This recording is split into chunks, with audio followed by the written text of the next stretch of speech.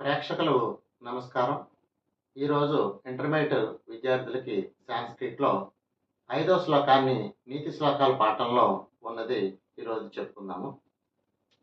సత్యం బ్రూయాత్ ప్రియం బ్రూయాత్ న బ్రూయాత్ సత్యమప్రియం ప్రియం చ నామృతం బ్రూయాత్ యశ ధర్మః సనాతనః. సత్యం బ్రూయాత్ ప్రియం బ్రూయాత్ న బ్రూయాత్ సత్యమప్రియం ప్రియం చ నామృతం బ్రూయాత్ యశ ధర్మః సనాతనః.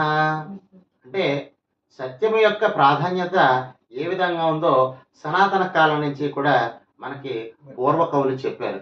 దాని యొక్క ప్రత్యేకతని ఈరోజు చెప్పుకుందాం. అదేంటంటే సత్యం బ్రూయాత్ అంటే సత్యాన్ని పలకాలి, ప్రియం బ్రూయాత్ ప్రియాన్ని పలకాలి, నబ్రూయాత్ సత్యం అప్రియం అంటే అప్రియమైనటువంటి సత్యాన్ని పలకకూడదు, అంటే ఇష్టము లేనటువంటి సత్యాన్ని పలకరాలి. ఎందుకంటే ఎప్పుడూ కూడా సత్యము ఇష్టంగా ఉండదు.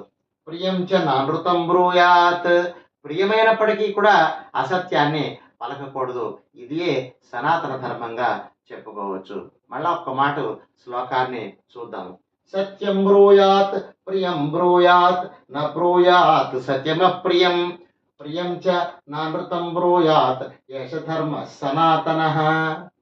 సత్యం బ్రూయాత్ సత్యమును పలకవలను, ప్రియం బ్రూయాత్ ప్రియమును పలకవలను అంటే ఇష్టమైనటువంటి మాటల్ని పలకాలి. ప్రియం చ నానృతం బ్రూయాత్ అంటే ప్రియము కానటువంటి సత్యాన్ని పలకరాదు. యశధర్మ సనాతనః ప్రియమైనటువంటి అసత్యాన్ని ఎప్పుడూ కూడా పలకరాదు. దీన్నే సనాతన ధర్మంగా చెప్పుకోవచ్చు.